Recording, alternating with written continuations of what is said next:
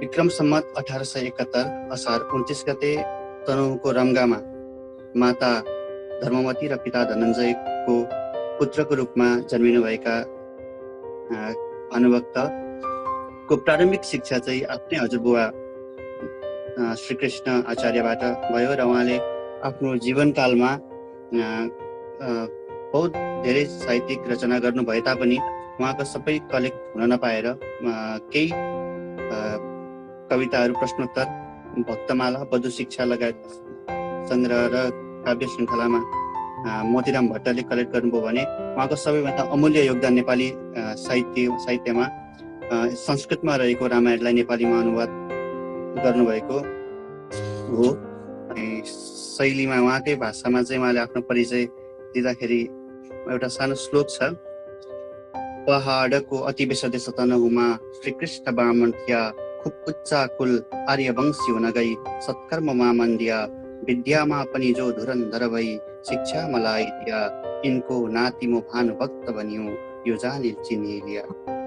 र यसै कारणले उहाँलाई हामी लामो समयसम्म सम्झिरहन्छौँ र उहाँको परिचयलाई अन्तिममा मैले उहाँको र घाँसीको संवाद, घाँसी र भानुभक्तको संवादको केही श्लोक भनेर म कार्यक्रमलाई अझ अगाडि र कार्यक्रमको रियल फर्मेटतिर म अगाडि डोर्याउँछु। म 4 श्लोक फेरि गुनगुनाउन चाहन्छु। भरजन्म घाँसतिर मन दी धन कमायो, नामैकै रहोस् पछि भनी कोवा खनायो, मेरा इनार न त सत्तर पाटिकै छन्, जे चीज बीजहरू छन् घरभित्र नै छन्, वो घाँसीले आज कसरी दिएछ अर्ती, धिक्कार हो मकन बस्नु न राखी कीर्ति, घाँसी दरिद्र घरको तर बुद्धि कस्तो, म भानु भक्त धनी भइकन आज यस्तो। र म कार्यक्रमलाई सरासर अगाडि बढाउन चाहन्छु र कार्यक्रम अगाडि बढाउँदै गर्दा हाम्रा अतिथि आदरणीय दाजुहरू, वाचक अतिथिवाचक दाजुहरू बिलोचन पोखरेल, अनमोल कडेल दाजु, प्रमिशा थपलिया दिदी, सुरज आखिर दाजु र सुदर्शन अधिकारी दाजुलाई स्वागत गर्दै अन्य महत्त्वपूर्ण उपस्थिति हामीसँग हुनुहुन्छ सन्देश विष्ट दाजु, प्रेम दाजु, हाम्रो कमिटीका सम्पूर्ण दाजुहरू र साथीहरूलाई पनि म कार्यक्रममा स्वागत गर्न चाहन्छु। र एउटा कविताको लागि मैले अनमोल दाइलाई मैले अनुरोध गरेँ, उहाँ एउटा कविता भन्नुहुन्छ। दाजु अब हजुरको। म चाहिँ सर्वप्रथम म पनि अब शुभारम्भ साहित्य समाजलाई चाहिँ धेरै नै धन्यवाद भन्न चाहन्छु है। भाइहरू बहिनीहरूको जुन अहिले एकदमै हुन्छ नि डाइनामिक एक्टिभ खालको ग्रुप छ होइन, यो ग्रुपले चाहिँ फेरि पनि शुभारम्भ साहित्य समाजलाई चाहिँ पहिलाकै मोमेन्टममा लिएर गएको जस्तो मलाई लागिरहेछ। यसको लागि म सबैजनालाई धन्यवाद भन्न चाहन्छु र आगामी दिनको लागि शुभकामना पनि भन्न चाहन्छु।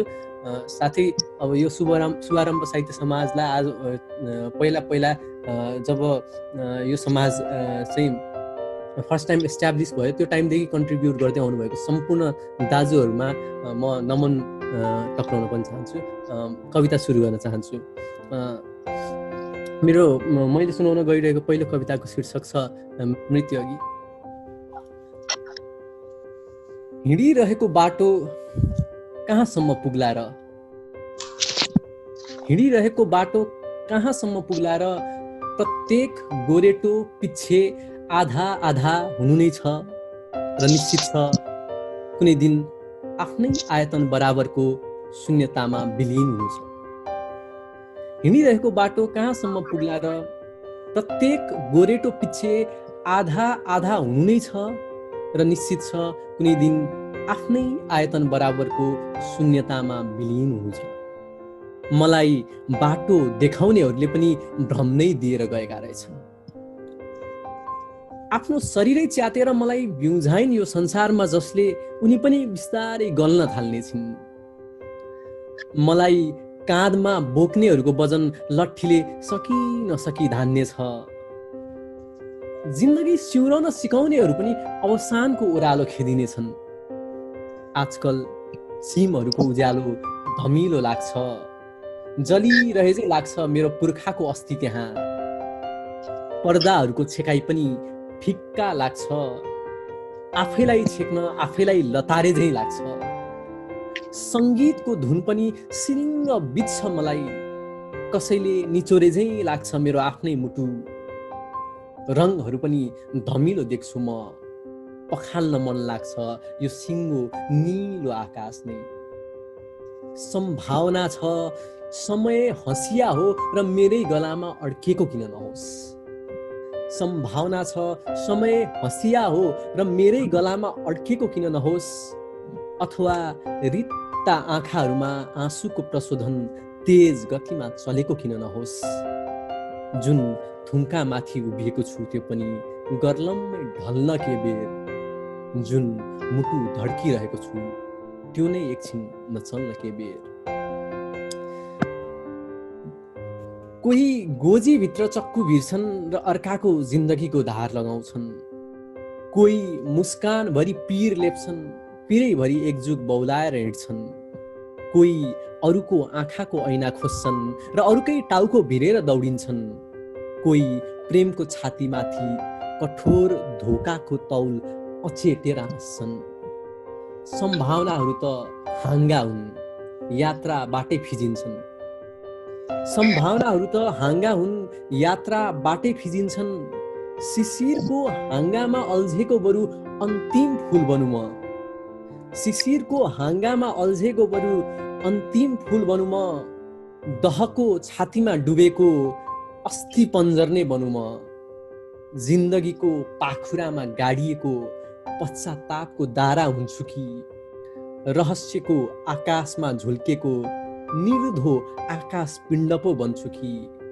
सपनाको भिरमा बलात्कृत पछ्यौरी नै अल्झे भने पनि मृत्युको किनारामा आलाप रेटेर आफै बल्झे भने पनि जति जिन्दगी बाँच्ने छु त्यति नै फिजाउला म। जति जिन्दगी बाँच्ने छु त्यति नै फिजाउला म। ताराहरू चिउरिएर माला लगाउन् भन्ने पनि छैन। दुर्घटित लास हो है भनेर शिकार खेलाए पनि केही छैन। केही पाठ सिकेको छु, सिकाएरै जाउँला नानीहरूलाई। जिन्दगीको अँध्यारो सडकमा पसारौँला केही उज्याला ल्याम्प पोस्टहरू। केही कविताहरूमा ओछ्याउँला प्रेमिल खुसी। कतै निरीह बनौला र बिछौँला आफ्नै लास। जुन बिन्दुमा अत्याचार उठ्ला विद्रोही बनेर उभौँला त्यही। जुन सिन्धुमा पताडना बन्ला रौद्र रूपले गर्जौँला त्यही। जे होस् केही नबुझेको कुरा बुझेर पागल जसरी कोखा बेरेर हाँसौँला। केही बुझेको कुरा अरूलाई बुझाएर खुसीले छाती घेरेर बाँचौँला। जे होस् केही नबुझेको कुरा बुझेर पागल जसरी कोखा बेरेर हाँसौँला। केही बुझेको कुरा अरूलाई बुझाएर खुसीले छाती घेरेर बाँचौँला। तर मृत्यु अघि एक पटक सासले टेकेर भए पनि जरुर उभिनेछु म र हेर्नेछु यो संसार सूर्य भन्दा पनि तेजवन्त आँखाले। तर मृत्यु अघि एक पटक सासले नै टेकेर भए पनि जरुर उभिनेछु म र हेर्नेछु संसार सूर्य भन्दा पनि तेजवन्त आँखाले। सोच्नेछु म नभएर जे फरक पर्ला त्यतिमै खर्चेछु मैले मेरो जीवन। सोच्नेछु म नभएर जे फरक पर्ला त्यतिमै खर्चेछु मैले मेरो जीवन। म नभएर जे फरक नपर्ला, म नभएर जे फरक नपर्ला चित्त बुझाउने छु त्यही हो परम सत्य। म नभएर जे फरक नपर्ला चित्त बुझाउने छु त्यही हो परम सत्य। धन्यवाद। सुन्दर। अर्को पनि दाजु। सो आर्या सुनिरहेको भने तिम्रो लागि डेडिकेट गरेर कविता सुनाउन चाहन्छु। कविताको शीर्षक छ मिसगायब।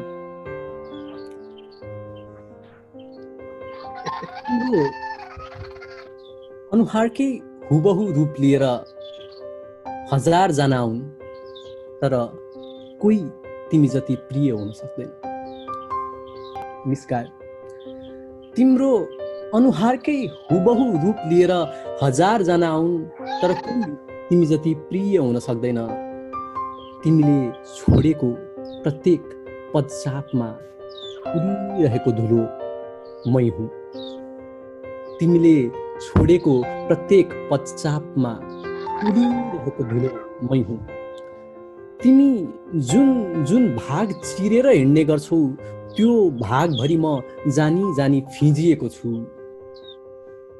तिम्रो आवाजको ध्वनिभरि म जिउनुको मिठास सुनिरहन्छु। जुन थुम्कामा टेकेर बोल्छौ तिमी त्यो टुक्रा पनि मलाई 1000 वर्षसम्म प्रिय लाग्ला। जुन थुम्कामा टेकेर बोल्छौ तिमी त्यो टुक्रा पनि मलाई 1000 वर्षसम्म प्रिय लाग्ला। तिम्रो चेहरामा सुन्दरताको जुन रङ पोतिएको छ ईश्वरले अर्को त्यस्तो अनुहार कोर्नै सक्दैन। सहस्र संसारै जितेर आए भने पनि म सायद तिम्रो सामु हार्ने छु। सहस्र संसार नै जितेर आए भने पनि म सायद तिम्रो सामु हार्ने छु। तिम्रो आँखा मात्रै हत्केलामा लिएर हेर्न पाए म कति रात सुन्दरता पढिरहन्थे होला। तिम्रो आँखा मात्रै हत्केलामा लिएर हेर्न पाए म कति रात सुन्दरता पढिरहन्थे होला। तिम्रो समग्रताको 10% पनि जतन गरेर राख्न पाए कुनै पल सायद म निराश हुन्न थिएँ होला। तिमी जहाँ जन्मेकी हौ, तिमी जहाँ जन्मेकी हौ त्यो घर जन्म पहिले मेरै मुटुको कुनै कुनामा बने जस्तो। तिमी जहाँ जन्मेकी हौ त्यो घर जन्मौ पहिले मेरै मुटुको कुनै कुनामा बने जस्तो। तिमीले जुन माटोसँग खेलेकी हौ सदियौं पहिले मनै मरेर त्यही मिसिएको हुँ जस्तो। के सोच्दो हुँ यो रात छ नि तिम्रै सम्झना पालेर हरेक दिन मलाई झिकाउँछ। यी हावाहरू तिमीलाई छोएर आउँछन् र मलाई गिज्याएर सुरुर भाग्छन्। त्यो जुन पनि तिम्रै प्रश्नहरू सोध्छ मेरो खिल्ली उडाउन। लाग्छ तिमीलाई देखिरहँदा मात्र मेरो जिन्दगीको आकार बनाउने रेखाहरू सिधा छन् जस्तो लाग्छ। तिमीलाई देखिरहँदा मात्रै मेरो जिन्दगीको आकार बनाउने रेखाहरू सिधा छन् जस्तो लाग्छ। तिम्रो अस्तित्वसँग जोडिन पाउनु मात्र कुनै दिव्य लोकमै समाधिस्थ हुनु जस्तो लाग्छ। हो तिमी नै बनेर आए पनि जोसुकै, तिमी नै बनेर आए पनि जोसुकै, बरु एउटा ढुङ्गालाई 2 टुक्रामा टुक्राए चाहिँ जोडले टुक्राउला आफ्नो मुटु। तर तिमी भित्र जो तिमी छ, तिमी भित्र जो तिमी छ उ जति हुन दिन्न म कोहीलाई प्यारो। तिमी भित्र जो तिमी छ उ जति हुन दिन्न म कोहीलाई प्यारो। हुने छैन तिमी जति प्रिय कोही, दुखौला एक मुटु दर्दहरू, तर हुने छैन तिमी जति प्रिय कोही। अब कहिल्यै चाहेर पनि हुँदिनौ तिमी यो हृदयबाट गायब, मिसगायब। अब कहिल्यै चाहेर पनि हुँदिनौ तिमी यो हृदयबाट गायब, मिसगायब। धन्यवाद। धन्यवाद दाजु कविताको लागि। मिसगायब सबैजनालाई फेरि एकपटक आभार व्यक्त गर्न चाहन्छु। सबै अग्रज दाजुहरू अनि त्यसै गरी आजको प्रोग्राम अर्गनाइज गर्नुभएको सबैजना भाइहरू बहिनीहरू अनि आज गेस्टको रूपमा कविता वाचन गर्नुहुने तपाईँहरू सम्पूर्ण जो मेरो एकदम हुन्छ नजिकको हितैषी व्यक्तित्वहरू हुन्छ तपाईँहरू सबैलाई आभार व्यक्त गर्न चाहे। एउटा अन्तिम कविता अनुभवको तर्फबाट र उहाँ टाढा हुनुहुन्छ, उहाँ अँध्यारो छ दाजु, फेरि त्यस पछाडि सुत्नुहुन्छ के अरे। दाजुले एउटा कविताको लागि मैले अन्तिममा अनुरोध गरेँ। कविताको शीर्षक छ आमालाई चिठी। है कविता सुरु गर्न चाहन्छु है। आमालाई चिठी। आमा, मलाई यहाँ एकदमै ठिक छ। यो कविताको अलिकति थोरै रचना गर्व भन्न चाहन्छु। रचना गर्व भन्दा पनि यो कविता चाहिँ अब एउटा परदेशमा काम गरिरहेको छोराले चाहिँ आमालाई सम्बोधन गरेर लेखेको है। यति इन्फर्मेसन तपाईँहरूलाई दिँदा चाहिँ यो कविता बुझ्नलाई पनि अलिकति सजिलो हुन्छ। कविताको शीर्षक छ आमालाई चिठी।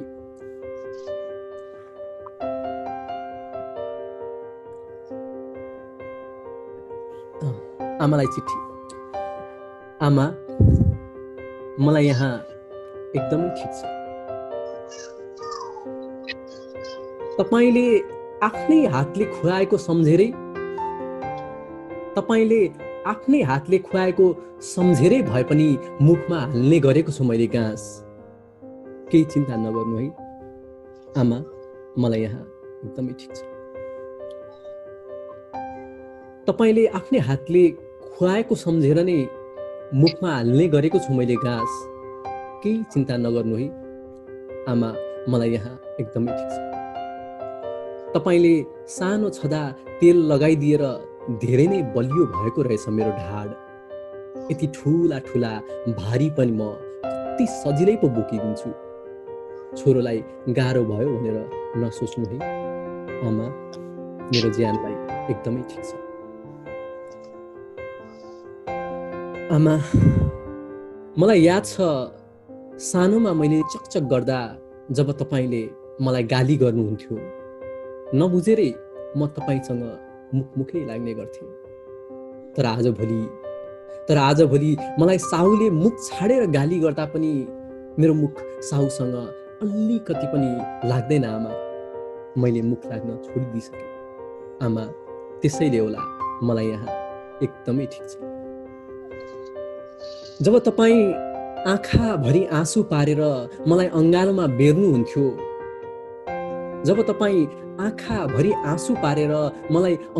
बेर्नुहुन्थ्यो, मलाई लाग्थ्यो कस्तो भावुक हुनुभएको होला मेरी आमा। तर जब आजभोलि म यो दुःखको चिसो बरफले काँप्ने गर्छु, मलाई तपाईको त्यो न्यानो काख असाध्यै याद आउँछ। कहिलेकाहीँ सपनीमा तपाईँ लडेको देखे भने मेरो यो पाखामा हुर्केको मन यो मरुभूमि जस्तै बन्छ। कहिलेकाहीँ सपनीमा तपाईँ लडेको देखे भने मेरो यो पाखामा हुर्केको मन यो मरुभूमि जस्तै नै बन्छ। फोनमा तपाईँको आवाज सुनेपछि मात्रै बल्ल ठिक ठाउँमा आउँछ मेरो मुटुको धड्कन। फोनमा तपाईँको आवाज कहिलेकाहीँ सुन्न पाएको छु आमा, यो भन्दा बढी ठिक त म हुनै सक्दिनँ। फोनमा तपाईँको आवाज कहिलेकाहीँ सुन्न पाएको छु आमा, यो भन्दा बढी ठिक त म हुनै सक्दिनँ। आमा, म तपाईँले दिनभरि दुःख गरेर बेलुकी हामीलाई भान्सामा खाना खुवाउँदा आज यो किन नपकाएको भनेर झगडा गर्ने गर्थेँ। आमा, म तपाईँले दिनभरि दुःख गरेर बेलुकी हामीलाई भान्सामा खाना खुवाउँदा आज यो किन नपकाएको भनेर झगडा गर्ने गर्थेँ। तर यति वर्ष भयो म परदेश